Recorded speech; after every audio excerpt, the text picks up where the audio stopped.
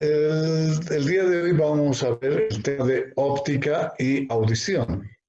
Inicialmente, para hablar de óptica, diremos que la óptica está dividida en partes fundamentales como la óptica geométrica, la óptica física, la óptica cuántica.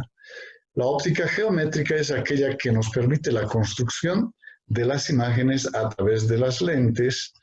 En cambio, la óptica física es el estudio de todos los fenómenos relacionados con la óptica a partir de la luz. Y a través de la óptica cuántica vamos a poder hacer los cálculos necesarios de todas aquellas imágenes en cuanto a tamaño, distancia, etcétera, etcétera. ¿Sí? La óptica tiene varias propiedades, como por ejemplo la reflexión, la refracción, la interferencia, la difracción. En realidad son propiedades de la luz, ¿sí?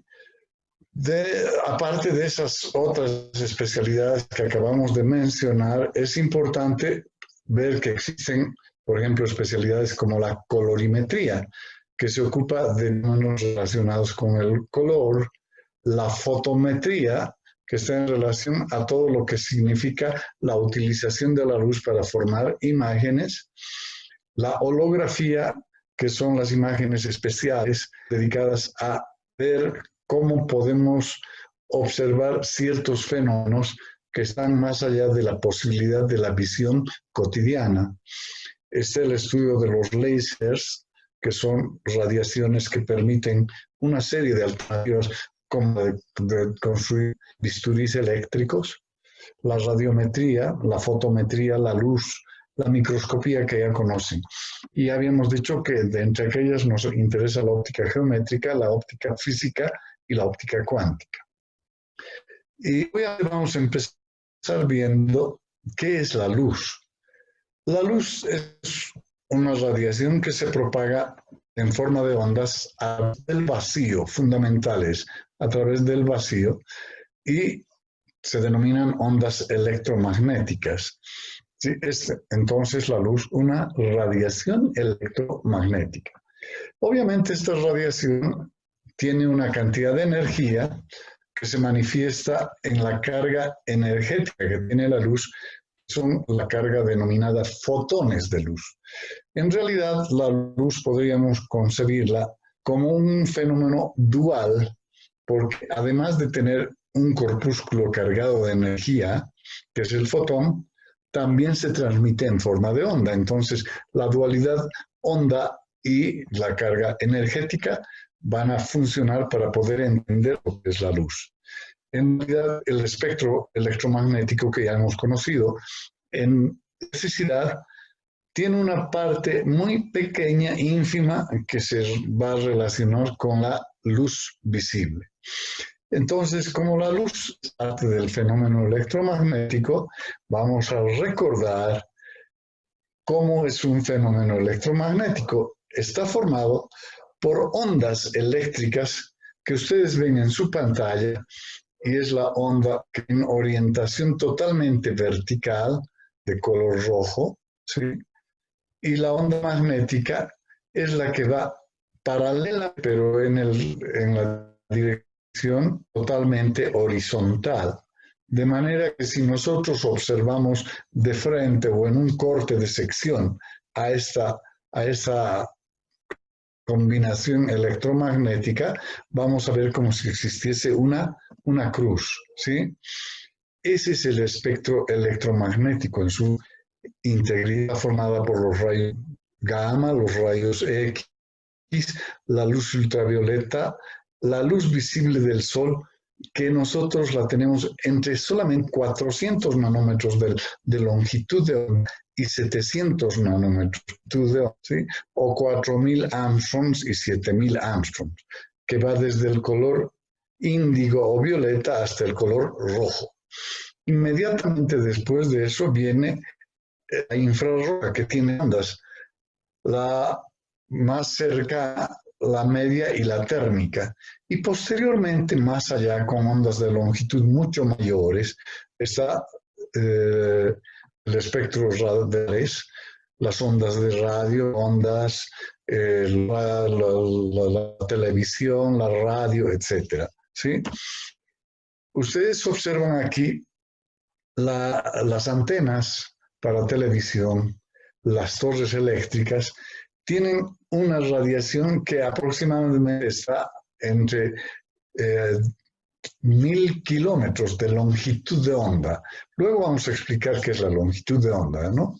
Los teléfonos móviles ya trabajan con longitudes de onda solamente de metros, el microondas en centímetros, y así sucesivamente vamos a llegar hasta la luz visible, en la que hemos visto que está en nanómetros o en angstroms, la longitud de onda de ellas, ¿verdad?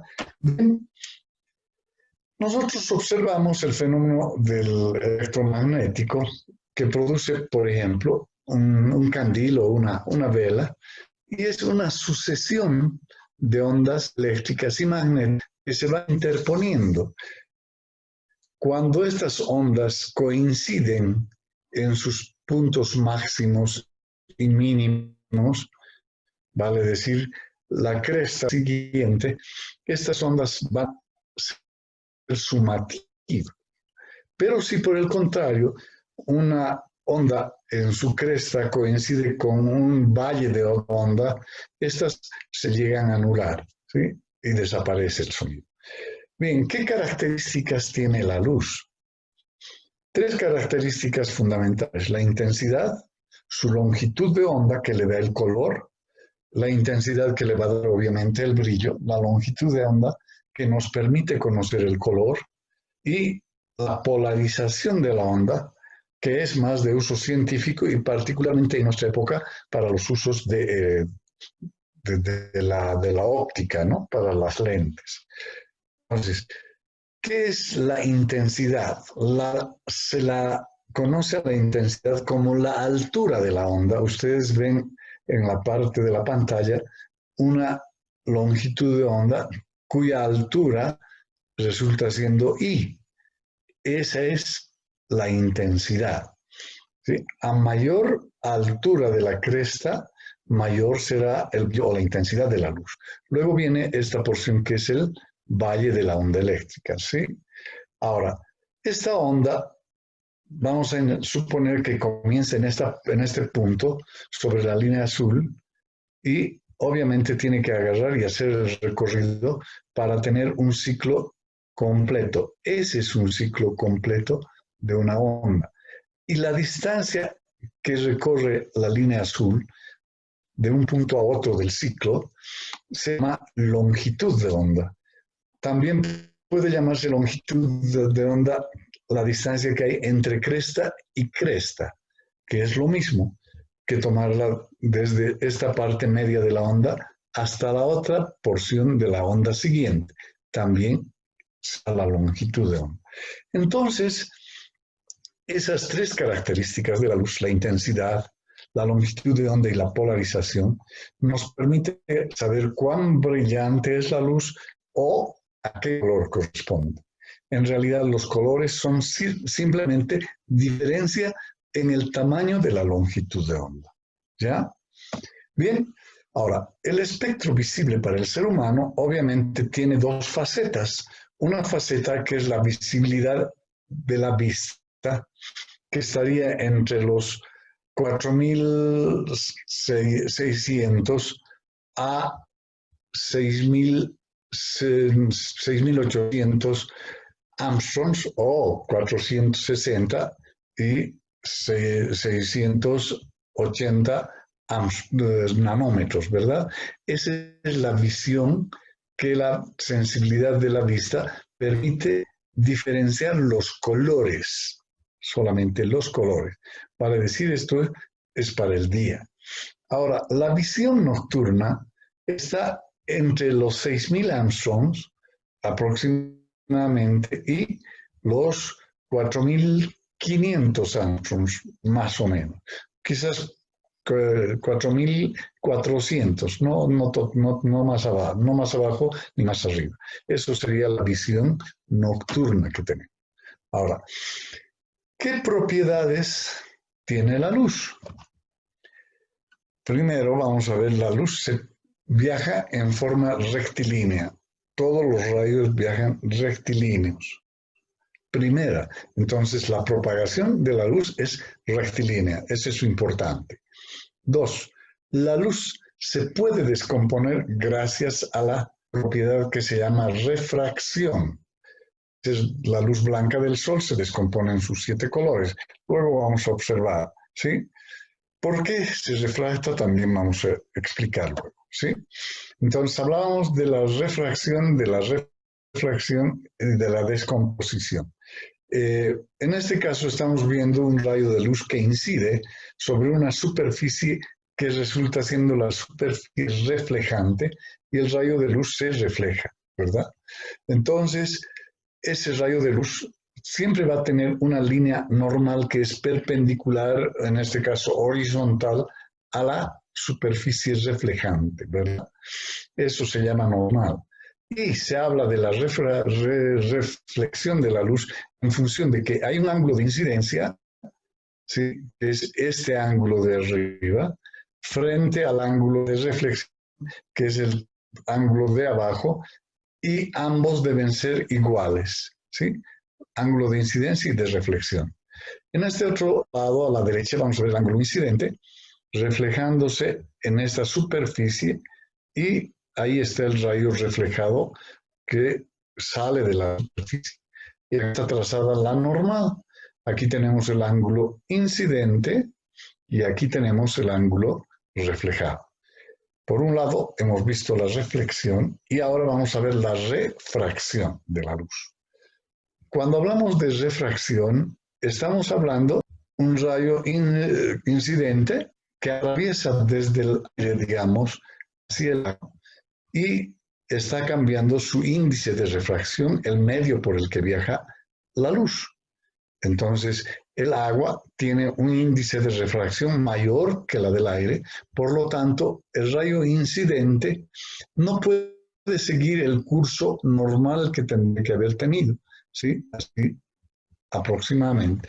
Lo que sucede es que cuando se refracta, este rayo se acerca directamente hacia la normal, por lo tanto, el ángulo incidente, el rayo refractado, es mayor que el rayo refractado mismo, que el ángulo del rayo refractado, ¿sí? Esto es importante conocer porque esto nos permite la construcción de las imágenes en la óptica geométrica, ¿sí? Bien, veamos ahora. Les decía que este proceso de descomposición de la luz, ven a la derecha en el vaso un lápiz que está entrando desde un medio de refracción diferente, como el aire, hacia el agua, y aparentemente el lapicito tiene una fractura, ¿sí? A este nivel, entre el aire y el agua, lo cual es irreal, solamente es el reflejo o la refracción que está sucediendo con la luz, ¿sí? Ese proceso de refracción permite descomponer un rayo de luz monocromático aparentemente cuando ingresa a un prisma cuyas dos caras son paralelas entre sí, ¿sí? Una cara con este ángulo y esta otra cara con el otro ángulo. Entra e inmediatamente se descompone. ¿Por qué se descompone? Se descompone porque cada onda de luz va a refractarse en función de su longitud de onda del color, ¿entienden? El rojo se refracta mucho más que el azul, o el azul se refracta más que el rojo, porque el azul debe tener una longitud de onda más grande que la del rojo, o más pequeña que la del rojo, ¿sí? Entonces, esas dos cosas son importantes. Saber la longitud de onda para saber cuánto se acerca normal en el proceso de la refracción que le permite la descomposición a la luz, ¿sí? Eso está en relación a una ley que se llama la ley de Snell. Ahora vamos a ver más allá para no complicarles mayormente la percepción de lo que es la materia. Por otro lado, debemos entender que la luz para nosotros es la que nos permite crear las imágenes de los objetos en el cerebro. Solamente es el reflejo de la luz que viaja hasta el cerebro Y en el cerebro la luz sufre una serie de cambios que van a conformarlo en un evento totalmente eléctrico y que pasa por una región, por la región límbica y el tamo, y ahí sufre un cambio que es la incidencia del recuerdo. Por lo tanto, la visión se va a hacer un fenómeno que va a ser psicofísico, ¿no? Por eso es que nosotros podremos asociar, por ejemplo, esta persona se ve tan delgada como en la imagen, cuando ella en realidad es gordita, ¿sí? O puede suceder lo contrario, que una mujer totalmente delgada siempre se vea flaca porque hay un elemento psicológico que está influyendo en la formación de la imagen real, ¿sí? O ese gato que cree que es tigre, ¿sí? O que es león, perdón.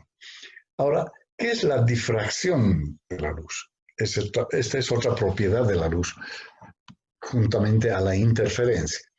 Si nosotros vemos un rayo de luz, viaje rectilíneo, pusiésemos nosotros una lámpara cerca de este objeto que estamos observando, inmediatamente vemos que va a interferir la presencia del objeto opaco el viaje de los rayos de luz y va a crear una sombra, ¿verdad? Dependiendo a qué distancia se encuentra la fuente de luz, para que la sombra se pueda descomponer en dos partes. Una que sería la parte más oscura y una parte más clara que sería en realidad la penumbra, ¿sí? Esa sería una interferencia, ¿sí? ¿Y qué es el fenómeno de la difracción? Tiene que ver con la interferencia de alguna forma. La luz viaja en forma totalmente rectilínea. Si nosotros hacemos incidir sobre una superficie totalmente no transparente, que tiene un pequeñísimo orificio, un rayo de luz, este rayo de luz pierde al pasar, al tocar estas puntas del huequito de la perforación en la superficie, directamente se va a abrir, va a tener una ligera curvatura, en vez de pasar recto, va a curvarse y va a conformar dos nuevos rayos, ¿sí? Ahora, si estos rayos los hacemos entrar a través de otra pantalla oscura con dos perforaciones, vamos a ver que estos, en vez de viajar en forma totalmente recta, igualmente llegan a tener una desviación y llegan a conformar una especie de sobreposición o de superposición, que se ve como si fuera una banda estriada, la proyección de esto sobre una pantalla cualquiera, ¿sí? Esto es un proceso de la difracción de la luz. Se está desviando de su trayecto rectilíneo. Bien, aquí está mejor, ¿sí? La luz de una vela atraviesa un huequito, aquí sufre una pequeña desviación, aquí sufre nuevamente la desviación hacia la derecha y aquí abajo, hacia abajo y hacia arriba. Es que la luz ha sido desviada ligeramente hacia los costados, muy ligeramente. Esto es una exageración, obviamente. Y aquí esa luz que llega de algún modo en una sola línea, nuevamente sufre una ligera desviación. Y luego, entre los dos, se van a encontrar y van a crear la imagen que habíamos visto, como en este caso, una imagen totalmente estriada, ¿sí? Con zonas de umbra y penumbra, ¿sí? O esta otra imagen, ¿sí? Bien, veamos ahora lo que es la óptica geométrica y para entrar a esta parte del tema, una vez que hemos visto las características básicas que nos interesan de la luz, pues ahora con esos conocimientos podríamos ingresar a ver la óptica geométrica y dentro de la óptica geométrica lo primero que tenemos que estudiar son las lentes. ¿Cómo se define una lente? Una lente es un objeto transparente con caras curvas o convexas o planas que, si quieren, circunscriben a un medio de refringencia diferente a la del aire, ¿sí? Por ejemplo, esta es una lente, tiene dos caras con curvas, totalmente curvas, y al medio está el cristal, totalmente transparente, pero de mayor calidad de refringencia que la del aire, ¿sí? Puntos de refringencia mayor. Y esta está formando una lente. El nombre lente deriva de una pequeña, de un alimento que nosotros conocemos acá en Bolivia como la lenteja, ¿sí? Tiene una forma de una lente convexa, ¿sí? Seguramente es un cereal igual que el poroto, pero es total y absolutamente circular, redondito, ¿ya? De ahí deriva el nombre de lente. Entonces, eso es la lente. Ahora, ¿qué elementos posee la lente? Eso es importante saber. Una lente normalmente tiene un eje, esa parte del punto central de la lente, y a ese se le llama eje principal. Ustedes están viendo formado a este lado izquierdo, desde el punto C2 hasta el punto C1 y más allá, ¿verdad? Esa sería el eje principal de la lente. Está pasando por un punto que es el punto central de la lente. En esta línea vertical y la horizontal, este punto se llama el centro óptico de la lente, ¿sí?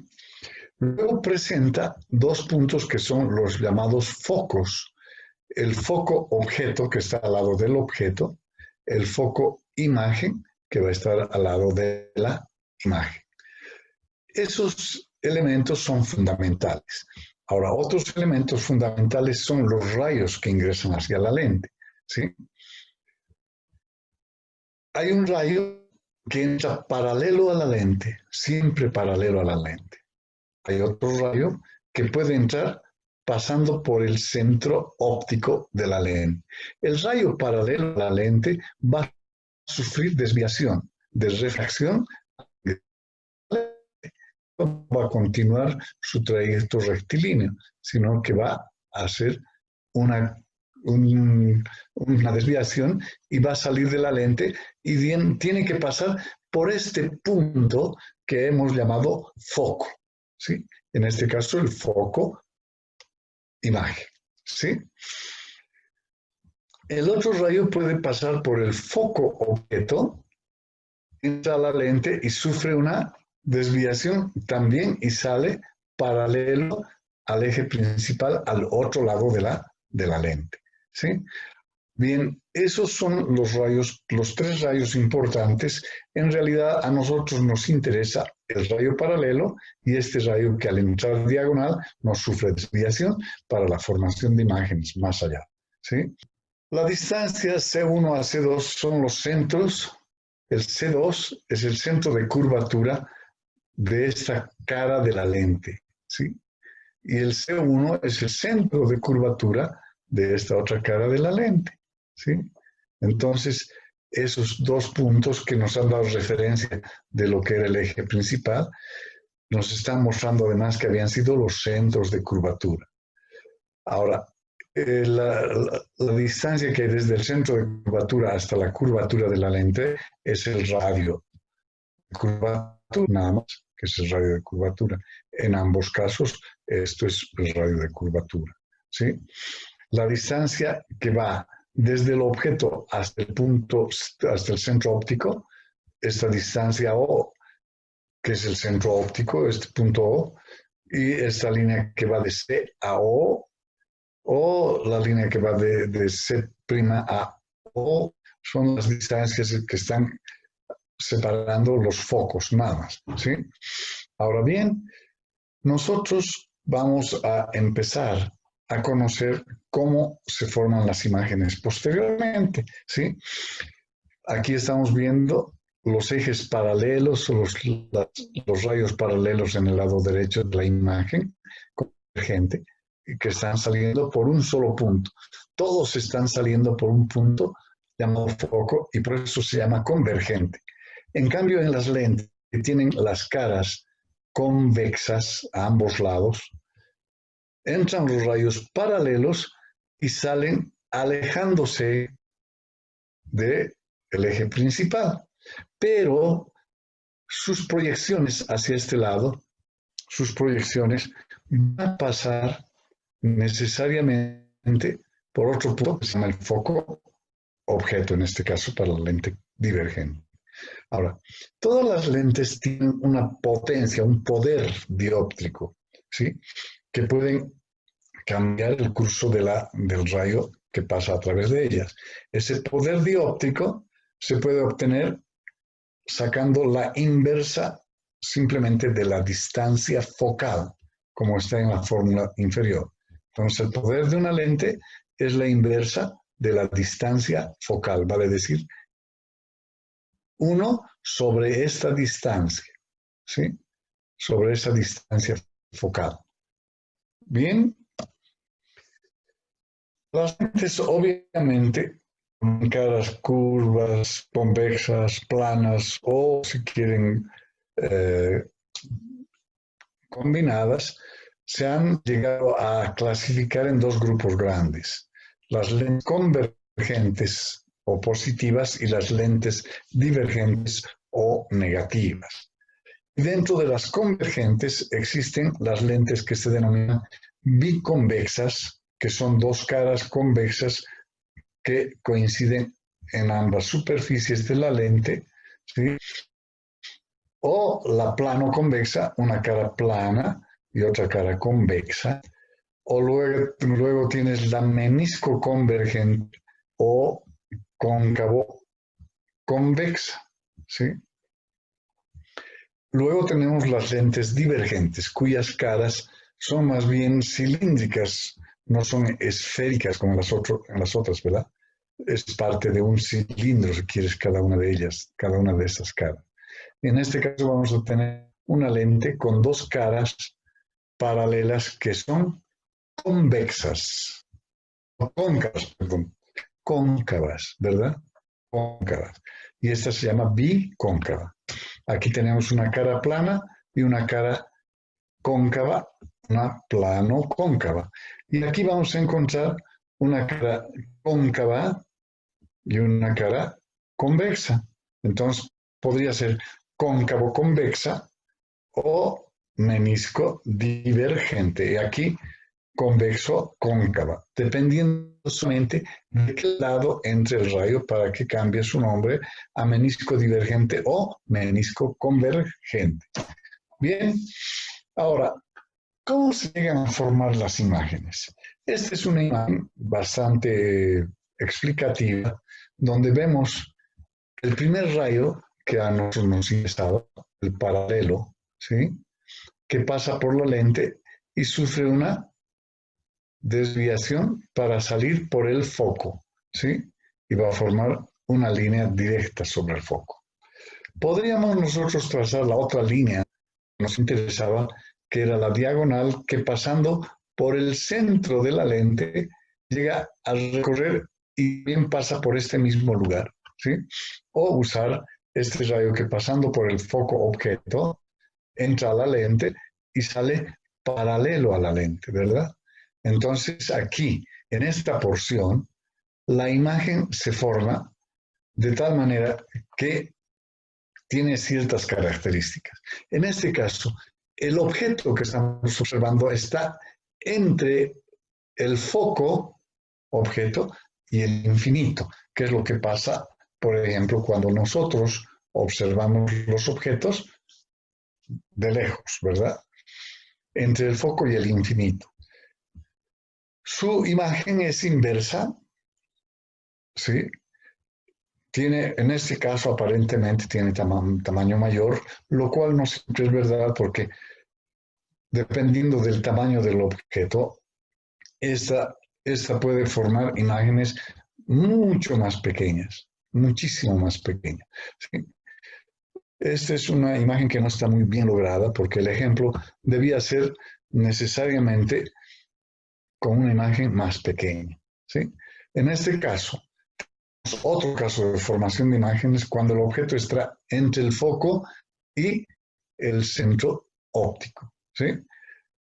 Tenemos el rayo paralelo ingresando, se va a desviar por el foco, sale por aquí, y aquí el rayo que debía ingresar sin tocar absolutamente nada más que el centro óptico. Y ustedes ven, ese rayo empieza a abrirse, de manera que la imagen en este caso se va a formar con la proyección hacia arriba de ese rayo y la proyección de este, y justo van a pasar por este lado y se va a formar una imagen, en este caso una imagen virtual que está derecha, o sea, orientada en la misma posición del objeto y de mayor tamaño. En el otro caso era una imagen real invertida en relación al objeto, ¿sí? Y en las lentes, esto es la imagen en las lentes convergentes. En las lentes divergentes, la situación es tan sencilla también, pero sucede que ustedes tienen que trabajar ya no con el rayo que se ha difractado, sino con el rayo que va a ser la proyección de ese rayo difractado, ¿verdad? Entonces el rayo difractado está en línea punteada, se difracta y pasa por el foco, y el otro rayo de la misma manera, ¿sí? Tendría que entrar por aquí, salir por este foco y solamente trabajaríamos con la proyección cuando sale paralelo al eje principal. ¡Pum! La imagen es de menor tamaño, está entre el foco y el objeto. Ahora, ese es un objeto que está más allá del foco. Si el objeto estuviese entre el foco y el centro óptico, la imagen que se forma en realidad también tiene menor tamaño, es prácticamente igual, solamente que se forma, en este caso, con una ligera preeminencia en cuanto a tamaño y se forma antes del objeto, como en este otro caso, sí, bien, y más cerca del centro óptico. ¿Ya? Bien, eso vamos a hacer mañana práctica para los que son alumnos de práctica, para aprender a hacer imágenes. Bien, con esos conocimientos de la óptica geométrica y en parte de la óptica cuántica, podríamos entrar nosotros a ver lo que es la visión. ¿Sí? ¿Qué es la visión? Es la percepción de qué? De la radiación electromagnética de los rayos visibles que nosotros podemos captar a través de nuestros ojos, ¿verdad? Por lo tanto, como sabemos que las imágenes que captamos son psicosomáticas, podríamos hablar de imágenes que tienen que ver con el recuerdo, las imágenes que se forman por influencia de cualquier otro fenómeno, ¿sí? Como por ejemplo, esta es una imagen que para ustedes seguramente en la interpretación podría verse como una calavera cuando en realidad son dos guadañas sujetas por los mensajeros de la muerte. Aquí hay otras calaveras, otra calavera y aquí un montón de velas que aparentemente forman la dentadura de la calavera, ¿verdad? De la cabeza. Esta ilusión óptica que cuando ustedes se acercan y se alejan de la misma, aparentemente cada circulito empieza a dar vueltas. Imprímanlo y vean con una hoja que es mucho más óptimo que verlo en la pantalla, ¿sí? O aquí tenemos una ilusión óptica, todas estas se llaman ilusiones ópticas. Es un jardín con una plantita y su flor y una mariposa, pero nosotros podríamos ver entrecerrando un poco los ojos, la imagen de una dama, ¿verdad? Esa es la razón por la que el problema es psicofisiológico, ¿sí? O estas gradas, las famosas gradas del café Starbucks en Inglaterra, ¿sí? Dependiendo desde qué ángulo mires y cómo juega tu imaginación, tú vas a ver, por ejemplo, una grada de subida, por aquí, grada de subida, o aquí estás viendo la grada de subida en esta parte superior, o de repente, si ves la grada de subida, comienzas por aquí y estás subiendo el rellano, está pintado más oscuro y parece de subida, ¿verdad? Pero si miro desde otro ángulo, aquí los rellanos están en la parte inferior, ¿no? Entonces, esta es una grada vista por abajo. La podríamos ver por abajo o la podríamos ver por arriba cuando vemos los rellanos claros, ¿sí? Y si vemos los rellanos oscuros, es una vista inferior. Entonces, la imaginación juega papel importante. Esta grada viniendo aquí, yo puedo decir que está de subida, ¿sí? O si quieren, podría estar al revés, ¿no? Viéndola desde abajo. Igual aquí, aparentemente es una subida, ¿verdad? Parece que estuvieran subiendo todos, ¿sí? Entonces, esas son las jugadas de las imágenes que tenemos. Aquí es nada más que un hombre montado en un caballo, un hombre al lado del caballo durmiendo en la vera del río y el río pasando por debajo de un puente. ¿Se ve la imagen? Hasta podríamos asegurar que es sin un fuego, ¿verdad? O este tornillo sin fin que se llama, ¿no? O sea, aparentemente entra y al mismo tiempo extiende. Y es una sola imagen que está girando y no entra ni sale. Ese es el famoso tornillo sin fin. Bien, ahora, para poder nosotros hablar de lo que es la visión, necesariamente tenemos que hacer una reminiscencia de lo que es el globo ocular, ¿sí? Y el globo ocular para nosotros es un elemento altamente conocido, ¿verdad?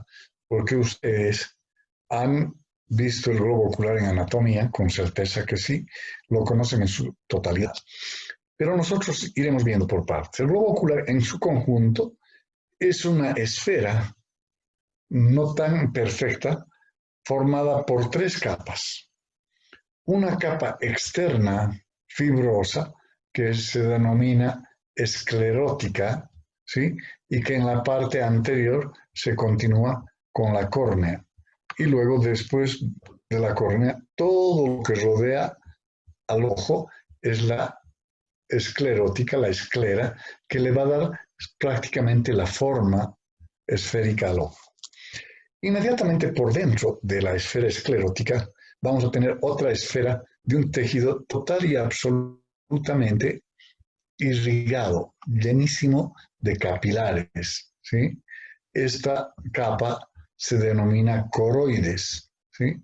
Y es la capa que va a dar nutrimento a todas las células que van a formar parte de la tercera capa e importante para la formación de imágenes que se llama la retina.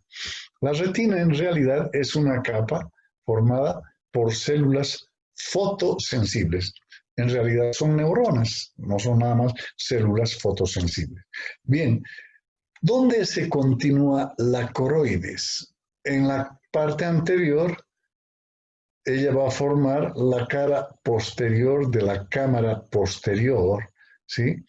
Aquí, y se va a continuar en una buena parte con los cuerpos ciliados o el músculo ciliar y las fibras sonulares o las fibras de suspensión del cristalino, ¿sí? Ahora, esta coroides en la cara anterior va a llegar a ser parte, si quieren, del cuerpo ciliar y de los músculos que se denominan el músculo iris en realidad, que es un músculo circular que cubre toda la parte anterior de la córnea, dejando un pequeño espacio que se denomina pupila, ¿verdad? Vamos a ver en otra imagen más allá. Bien, ahora, la coroides y la esclerótica prácticamente forman toda la esfera, solamente que la esclerótica en cierta parte, o la coroides en cierta parte, no va a pegarse a la coroides en la parte anterior, ¿sí? Y va a formar todas estas estructuras que las vamos a repasar nuevamente. En cambio, la retina solamente ocupa 3/4 partes del globo ocular. Desde aquí, que es la zona que se llama la ora serrata, hasta la parte posterior y en ella una perforación que va a ser el llamado punto ciego, que es en realidad la salida de los axones de las células que forman la capa fotosensible de la retina. Y en el eje posterior, ligeramente subidito hacia arriba, digamos, está la fóvea central, la fóvea, que es el lugar donde se apilan gran cantidad de células sensitivas a los colores. Ya vamos a ver, se llaman los conos. ¿Sí? Vamos a verlos después, un poco más allá. Esta fóvea es la zona donde se forma la mejor imagen de cualquier objeto en el ojo. ¿Sí? Ahora, veamos en la parte anterior. Habíamos visto la córnea, que es un casquete esférico, ¿sí? Con una cara externa y una cara interna, que vamos a verlo por separado. Luego está una parte aquí antes del cristalino, toda esta porción, este vacío rosado, se llama cámara anterior y que contiene el humor acuoso. Humor acuoso que se filtra en los cuerpos ciliares, ¿sí? En ese cuerpo ciliar, donde por filtración de la sangre va a formarse el humor acuoso, va a entrar hacia la parte anterior, viajando por encima del cristalino. Luego tenemos en esta porción que en realidad resulta siendo la cámara posterior, va a tener cabida aquí en el cristalino, rodeado de una corteza o de una especie de saco, ¿sí? De una especie de saco. El cristalino está formado por una proteína que se llama cristalina, ¿sí? Esta cristalina es una proteína que está formada como capas, ¿sí? Y esas capas concéntricas van a formar esta lente biconvexa que se llama cristalino.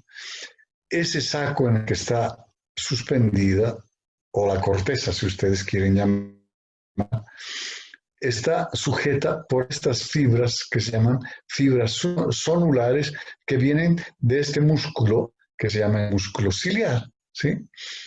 Y esto es importante recordar porque cuando este músculo ciliar trabaja, contrae a las fibras sonulares y al contraerse, estas van a estirar este saco que contiene al cristalino y el cristalino va a variar su diámetro antero-posterior en función de la curvatura que tiene, ¿verdad? En la curvatura posterior casi siempre.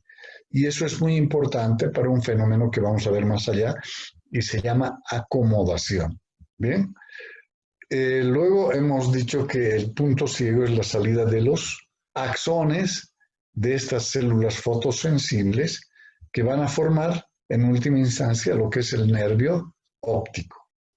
Bien, ese sería en resumen la anatomía del cuerpo del globo ocular. ¿Sí? Bien, ahora veamos lo que es el cristalino. El cristalino es una lente biconvexa que tiene dos caras de convexidad, de curvatura diferente, ¿sí? En la cara anterior, la curvatura tiene un radio de 10 milímetros y su centro de curvatura está a una distancia igual, ¿sí? 10 milímetros. Y la curvatura es menos marcada en la cara anterior que en la cara posterior, cuyo diámetro es solamente 6 milímetros, 4 milímetros menos, ¿sí? Entonces, ese es el cristalino. El cristalino tiene un índice de refracción diferente a la del aire, es 1.4085, ¿sí? Esa es una de las lentes fundamentales, ¿sí?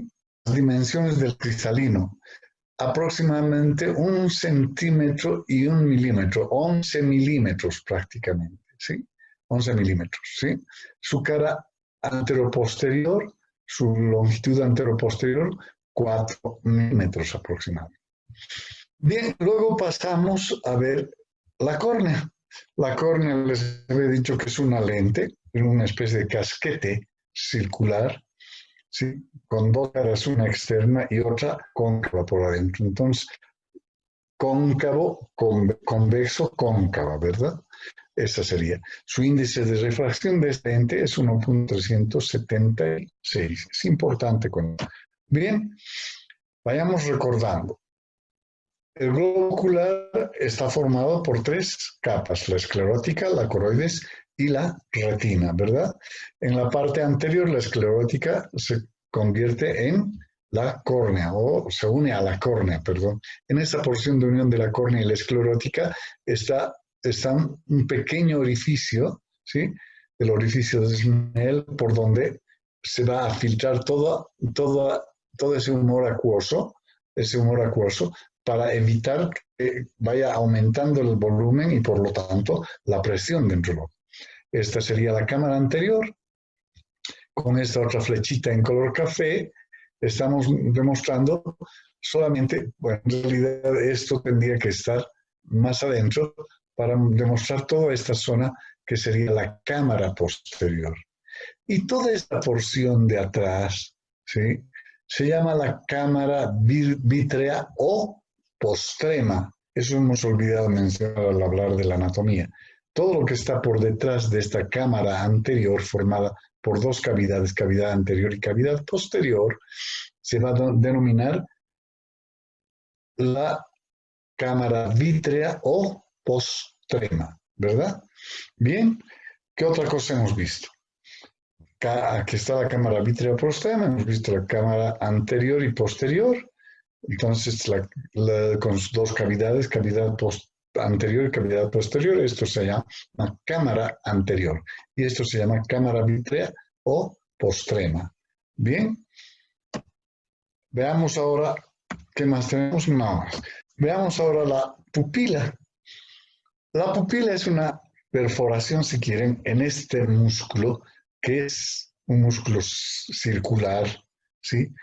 Que está formado por 2 tipos de fibras, unas fibras radiales en la parte externa y unas fibras circulares en la parte interna que están denotadas con las flechitas de color celeste, ¿verdad?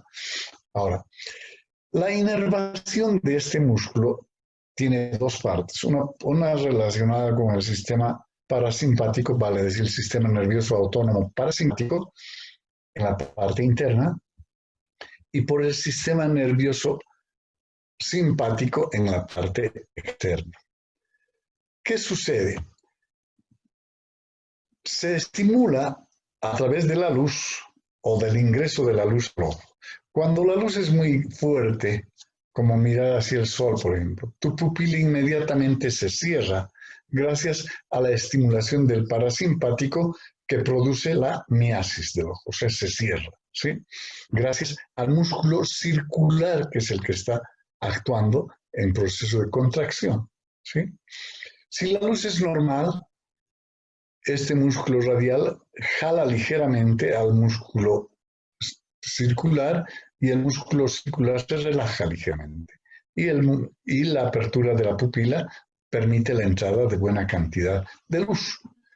Si la luz está en penumbra, en la sombra o si quieren en la oscuridad, inmediatamente la pupila va a dilatarse totalmente porque va a ser una estimulación del sistema nervioso autónomo simpático que va a hacer actuar a los músculos radiales y estos al contraerse jalan totalmente a la musculatura cilíndrica y eso da apertura al ojo, midriasis, ¿verdad? Bien, veamos ahora la retina. La retina, les he traído una retina ya con todas las partes componentes, está formada por una serie de capas sucesivas que pueden ir desde la parte más interna hacia la parte más externa o al revés, dependiendo de ustedes, ¿sí? Como quieran. Para fines más didácticos, empezaremos por la cara más posterior, ¿sí? Aquí hay una capa que se llama la capa pigmentaria, formada por células que tienen un color negro pizarra, lo cual le confiere al globo ocular la condición de una cámara oscura, ¿sí? Sobre esta capa pigmentaria está descansando la capa de células fotosensibles, la capa que se llama fotorreceptora, ¿sí? Fotorreceptora. Esa capa fotorreceptora está conformada por la presencia de los conos que perciben los colores y de estas otras neuronas oculares fotosensibles que perciben los colores de la penumbra, la umbra y la oscuridad, si quieren, ¿sí? O el negro y blanco, no perciben colores. Por eso se llaman bastones, porque tienen la forma alargadita, ausada, ¿sí? Parecen unos bastoncitos. Los otros parecen obviamente unos conos, ¿sí? Bien, esa es la capa fotorreceptora, ¿sí? Luego viene una capa que se denomina esta zona, se llama capa sináptica, donde las células fotosensibles hacen sinapsis con una serie de células que son las células bipolares, horizontales y amacrinas, ¿sí? Esa es una capa de células horizontales. Aquí está mal el nombre, dice pigmentarias, y esto no tiene nada que ver aquí, no son pigmentarias. Entonces, esta capa de células que se llaman capas de células horizontales van a hacer la sinapsis aquí en esta capa de sinapsis con todas estas células de las fotosensibles, sus axones, sus pies axonales, ¿sí?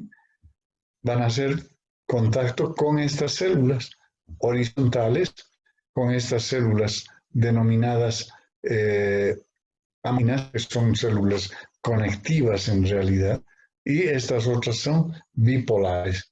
Un polo que es la dendrita y otro polo que sería su axón, ¿sí?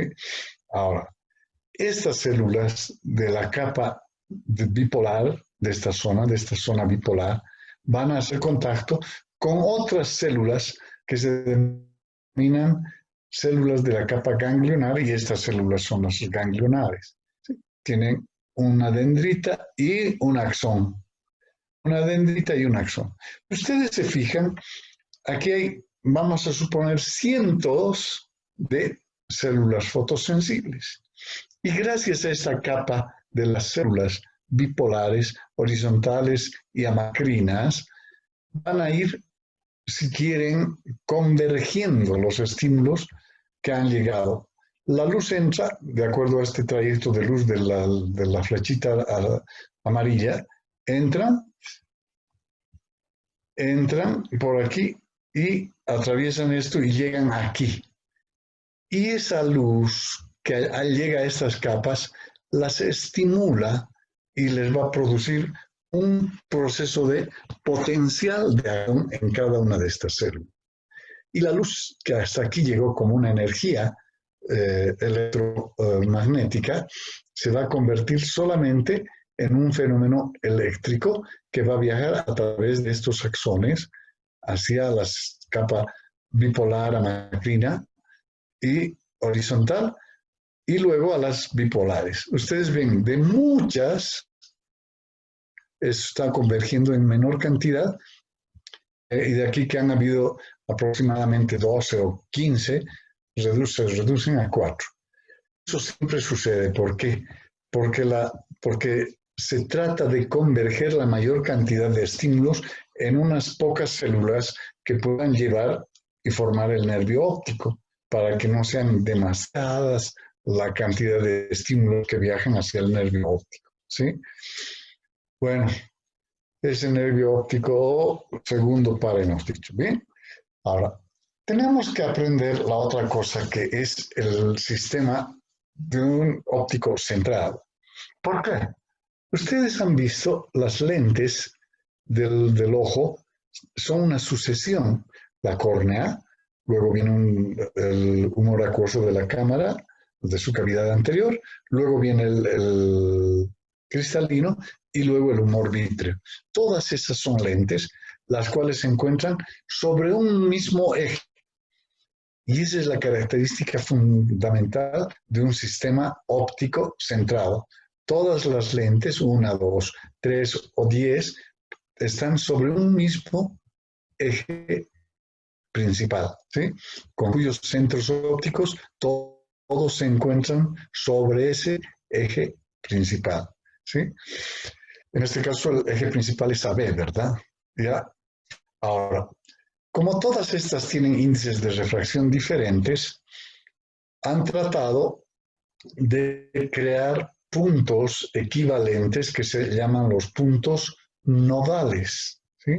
Y los focos también son solamente 2 focos. En este sería el foco objeto y tiene un plano que se llama plano objeto, plano principal objeto. Y aquí atrás, sobre el foco, el plano principal imagen, ¿sí? El punto nodal imagen y el punto nodal objeto, ¿sí? Esos son los puntos nodales. Bien, ahora, en el ojo, lo que acabamos de ver se traduce en este sistema óptico centrado, donde tenemos la córnea, tenemos la cavidad anterior de la cámara anterior, tenemos el cristalino, tenemos el humor vítreo y aquí atrás la retina sobre la que descansa el foco, ¿sí? El foco objeto está a este otro lado. Vamos a hablar de las distancias. El foco anterior o foco imagen está a una distancia de 15.7 milímetros, vale decir a 1,5 centímetros aproximadamente de la córnea. Esto es desde aquí hasta ahí, desde la córnea hacia el foco, ¿sí?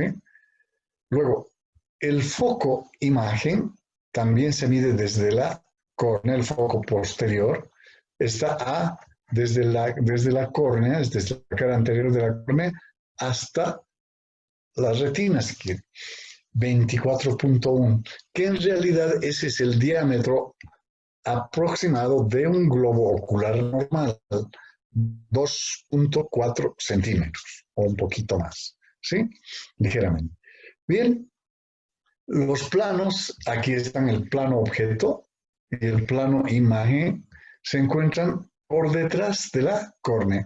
El plano principal objeto, PQ, aún está en una distancia de 1.7 de la córnea, ¿sí? Y este otro, el plano principal, está a 3 milímetros de diferencia, que sería la distancia entre los dos planos, ¿sí? Luego están los puntos nodales. El punto nodal objeto y el punto nodal imagen, ambos tienen una distancia. De aquí a la córnea, el punto N tiene 7 milímetros y el punto N' tiene 7.3 milímetros, ¿sí? Es la cadena óptica del ojo. Por la córnea, el cristalino, la retina, ¿sí?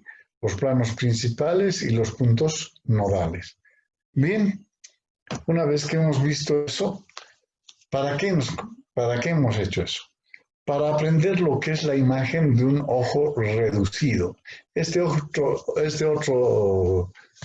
globo ocular es un globo ocular reducido, donde tenemos solamente el punto nodal equivalente, que se ha reducido a 1. Han sumado los dos, han dividido y han puesto en la mitad, ¿sí? Punto nodal equivalente. Luego tenemos el foco objeto, que estaría el foco imagen, perdón, en el punto A, y el foco objeto que estaba a 1,7 cm, ¿verdad?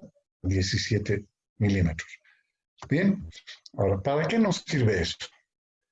Para conformar una imagen de dos triángulos que se forman cuando el objeto que se encuentra sobre la línea llamada eje principal y por él pasa un rayo en la parte extrema, pasa un rayo que pasa por el punto nodal hasta luego llegar a la retina, ¿sí? En ese lugar se va a formar la imagen la imagen del cuerpo AB, ¿sí? Y al otro lado, la imagen va a ser el cuerpo A'E', ¿sí? Ahora, aquí hay un triángulo, imagen, y un triángulo objeto. Esto sirve para hacer una ecuación lineal que nos permita determinar o encontrar los tamaños de los objetos, de las imágenes, la distancia de los objetos o a la que se encuentran los objetos o la distancia a la que se encuentra la imagen. Entonces, para eso se hace una relación lineal entre el punto AB, que sería el objeto, sobre la proyección de la imagen, A', B', que es igual a la distancia BN, que sería BN, la distancia del objeto al punto nodal, versus la distancia del punto nodal a la B', o sea, la distancia de la imagen, B'N. ¿Sí? Esta formulita nos permite obtener el tamaño del objeto, el tamaño de la imagen, lo que sea. Lo único que tenemos que hacer es despejar. Es una operación netamente aritmética, ¿verdad? Es como aquí existiese un por, veces que, dicen los brasileños. AB está multiplicando, B' están dividiendo. Yo quiero despejar, quiero saber de qué tamaño es la imagen en mi ojo, de este objeto que me han dado, que tiene una longitud, digamos, de 10 centímetros. Estoy viendo un objeto de 10 centímetros. ¿De qué tamaño es la imagen dentro del globo ocular de ese objeto? ¿Sí? Que se encuentra justo sobre el foco, a una distancia de 1,7 centímetros o 17 milímetros. Entonces lo que hago es simplemente despejar. Este que está multiplicando pasa a dividir, ¿verdad? Aquí voy a poner AB aquí abajo, ¿sí? Y luego voy a poner un 1 aquí, ¿sí? AB sobre 1. Y luego voy a multiplicar los medios, AB por N', AB por BN', ¿sí? Los dos primas, sobre 1 que multiplica BN. Entonces solamente BN. Y esto nos permite obtener el tamaño de la imagen. AB era el tamaño del objeto. Tenemos 10 centímetros. Por 1,7, que es la distancia del punto nodal a la imagen, vale decir, a la retina. 1,7. ¿Sobre quién? Sobre BN. 600 centímetros que había sido la distancia que hay desde el objeto hasta aquí. Nada más. ¿Sí? Entonces, reemplazamos valores y el objeto que se forma es de 0,3 milímetros, más nada. ¿Sí? Bien, podríamos ver de otra manera también. Tamaño de la imagen sobre el tamaño del objeto es igual a la distancia de la imagen sobre la distancia del objeto. Aquí podemos tener un objeto, en este caso nos está dando un árbol de 1,8 metros, ¿sí? De 1,80 centímetros, ¿sí? A una distancia de 5 metros, ¿sí? Y el resto necesitamos porque ya sabemos qué distancia de aquí a aquí, ¿sí? Qué distancia hay desde aquí hasta aquí, etcétera. y lo único que hacemos es despejar de aquí. Tamaño de la imagen, despejamos, tamaño del objeto, despejamos. Ya. Y no hay más nada que hacer. 0.06 centímetros. Nada más. Eso vamos a practicar en la clase de mañana. Bien, ¿qué es la acomodación? La acomodación es un proceso por el cual los objetos que se encuentran demasiado cerca, o sea, el hombre puede leer a una distancia de aproximadamente 30 centímetros o 20 centímetros cuando es muy joven, en la medida en que se va perdiendo la elasticidad del cristalino, se va alejando. Eso se llama el punto próximo. En los jóvenes 20-25 centímetros. En los adultos puede estar hasta 60-70 centímetros de distancia. Ese punto próximo permite hacer la lectura de una página cualquiera sin ningún esfuerzo, sin que tus ojos hagan esfuerzo ninguno, ¿sí? O el punto remoto que se encuentra a 6 metros del observador, ¿sí? Te permite distinguir dos puntos que se encuentran separados por 1 centímetro y los puedes distinguir fácilmente. Eso se llama punto remoto. Pero cuando sucede que el objeto se va mucho más allá, está a 12 centímetros, nosotros realizamos un esfuerzo para poder acomodar, centrar nuestra mirada y que el objeto se proyecte sobre la retina. O si lo tenemos demasiado cerca, hagan la prueba de acercarse a un libro cuando están leyendo lo más posible, hasta que sientan dolor. En el momento en que han sentido dolor es porque el músculo, que es el músculo ciliar, ha hecho un esfuerzo para estirar las fibras sonulares y contraer el cristalino o relajarse totalmente, de manera que la curvatura posterior del cristalino la hace más ancha y la vuelve mucho más convergente al rayo que va a pasar por él y acomoda de tal manera que los objetos o se encuentren muy cerca o muy lejos, siempre sus imágenes vayan a caer sobre la retina y nunca por detrás o por delante de la retina. Eso se llama el proceso de acomodación, en el que juega un papel importante la elasticidad de la retina y la acción del músculo ciliar, dos elementos que son fundamentales para la acomodación, no se vayan a olvidar. Bien, ¿cómo se forman las imágenes en la retina? Tal como hemos visto en las lentes, son los rayos paralelos al eje principal que ingresan, ¿sí? Sufren su desviación, pasan por un punto hasta llegar a la retina, ¿sí? O los que entran directamente sin sufrir ningún cambio por el centro óptico y pum, llegan a la retina y se encuentran con este otro rayo, ¡pam! Y ahí se va a formar la imagen del objeto sobre la retina. Ese ojo que forma las imágenes sobre las retinas sin ningún problema se llama ojo hemétrope o normal, ¿sí? Luego vienen las aberraciones cromáticas. Son aberraciones que están en función de la córnea, del cristalino, etcétera, o del radio, o no, perdón, del diámetro del propio ojo, ¿sí? En el ojo hemétrope, las imágenes sobre la retina, como estamos viendo aquí, ¿verdad? Luego viene el ojo miope. En el ojo miope hay una ligera oblongación, o sea, mayor diámetro antero-posterior del ojo. Si antes tenía 24.1, ahora tendrá 24.2 o 24.3, y en ese caso, la imagen que se forma siempre se va a formar donde debía estar la retina. Aquí estamos exagerando un poco para que se entienda. Por lo tanto, la imagen se forma aquí adelante y el ojo es un ojo miope.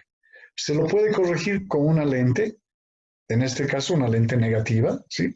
O biconvexa, para que el ojo se pueda corregir esa aberración cromática dependiendo del diámetro en este caso, o del espesor de la córnea, etcétera, etcétera. Hay muchas cosas.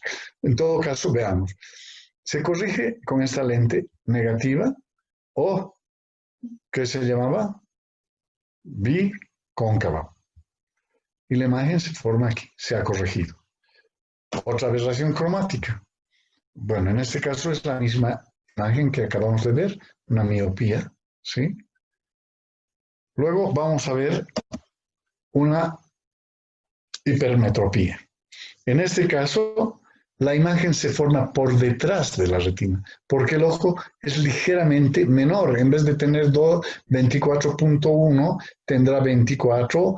Entonces la imagen se forma donde debiera estar inicialmente la retina. Y esto se corrige con una lente positiva o biconvexa para que la imagen quede por aquí. ¿Sí? También se puede recurrir a algunas cirugías, pero eso dependerá del grado de miopía o de hipermetropía que tenga el individuo. ¿Sí?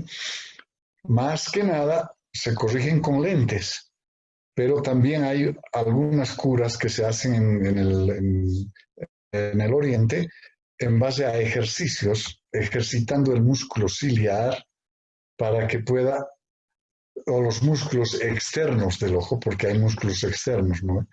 Los músculos laterales, los músculos superiores, los músculos oblicuos, etcétera, que van a mover el ojo de un lado al otro o de arriba abajo.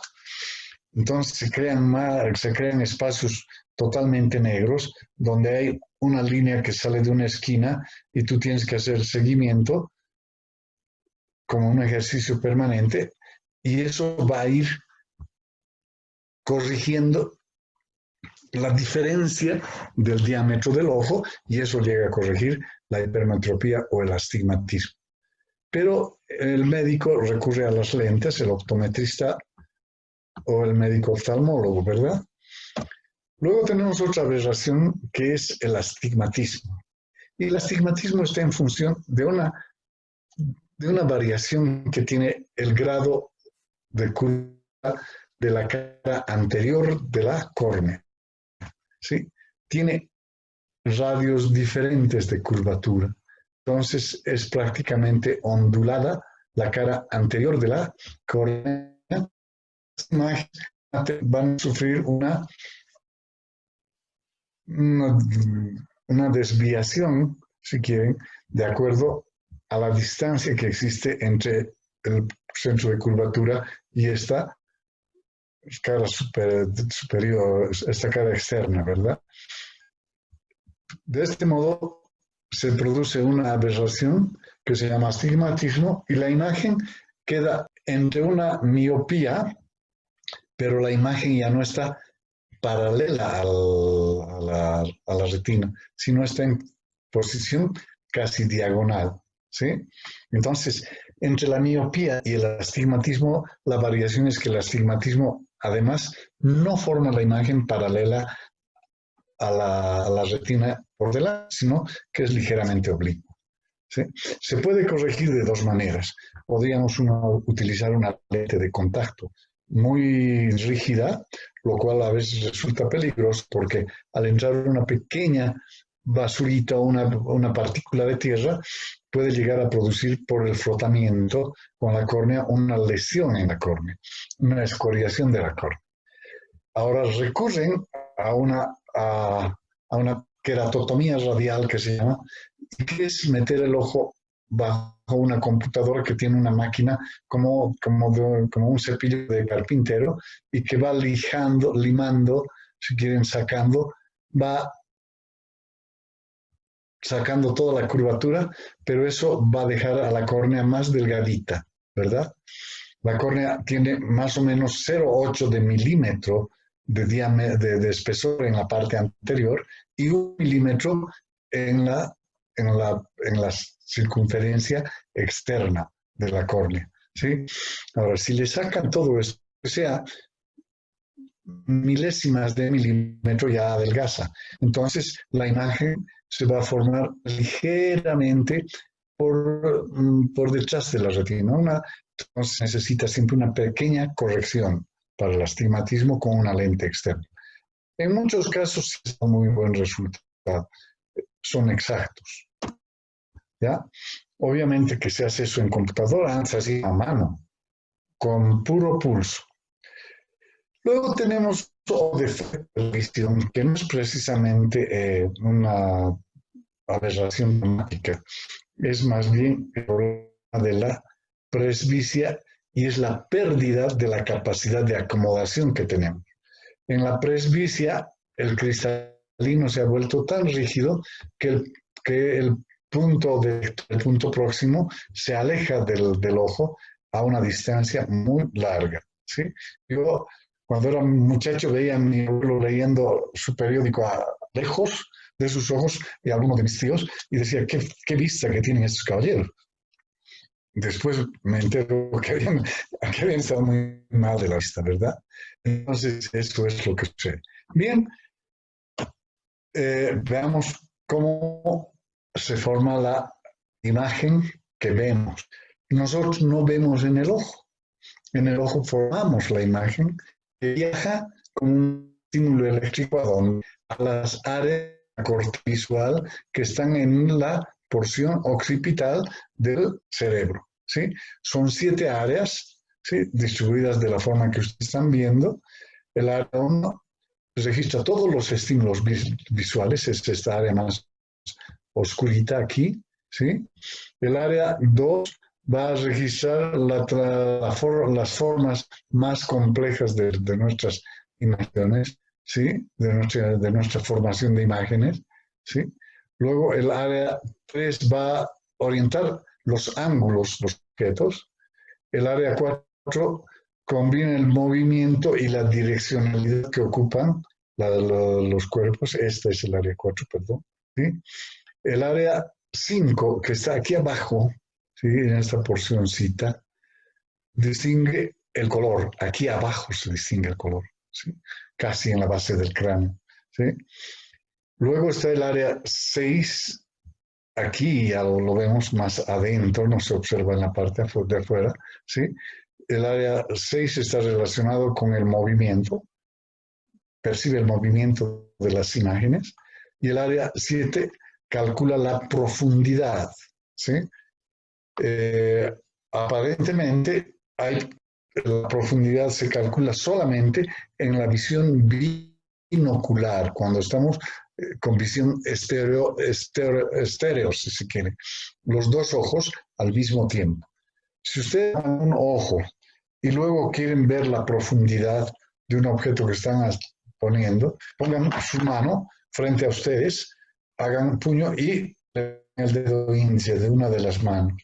Y con la otra mano traten de llegar rápidamente, tocar punta a punta los dedos, pero rápidamente. Con un ojo solo no puedo hacer. Con los dos, en cambio, sí me da la noción de profundidad. ¿Ya?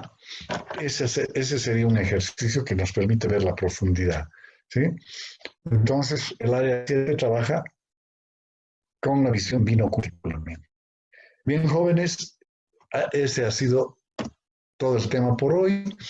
Y como miscelánea, muchachos, aprendan cuando se casen que solamente son necesarias 4 letras que tienen que aprender a leer.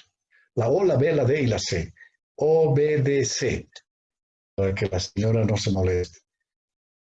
Gracias. Hasta luego.